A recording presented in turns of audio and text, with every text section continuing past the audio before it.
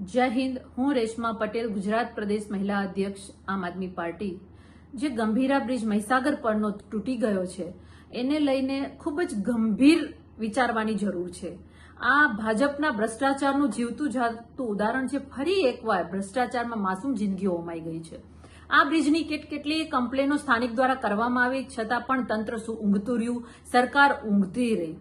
એટલે ભ્રષ્ટાચાર તો પોતે કરી જ રહ્યું છે। અને બીજી વિશેષ વાત મારે એ કરવી છે કે આપણે માત્ર ભાજપ જ નહીં, હું અહીંયા તમને કહીશ કે કોંગ્રેસનો પણ એટલો જ વાંક છે।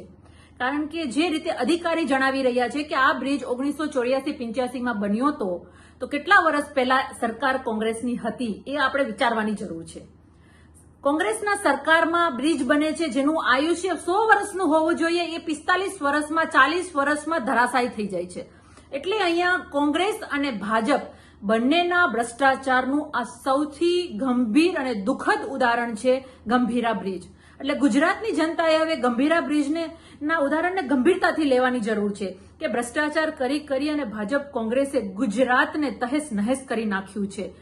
કેટલા કાંડ ગુજરાતમાં બન્યા છે આપણે હજી તો ભૂલ્યા પણ નથી। રાજકોટમાં અગ્નિકાંડ બન્યો, સુરતમાં અગ્નિકાંડ બન્યો, ઝૂલતો બ્રિજ મોરબીમાં પડ્યો અને આ ફરી ગંભીરા બ્રિજ। એ સિવાયના કેટલાય એવા અકસ્માતો થાય છે કે જ્યાં રોજ બરોજ કોઈના જીવ જાય છે।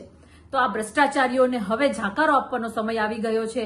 અને હું ગુજરાતની જનતાને કહું છું કે આ કોંગ્રેસ અને ભાજપના ભ્રષ્ટાચારનું સૌથી મોટું ઉદાહરણ હોય તો આ મહીસાગરમાં જે વિસ્તારોને જોડતો ગંભીરા બ્રિજ છે ને, આ બંનેના ભાજપ અને કોંગ્રેસના ભ્રષ્ટાચારનું સૌથી મોટું ઉદાહરણ છે એવું મારું સ્પષ્ટ માનવું છે। ધન્યવાદ।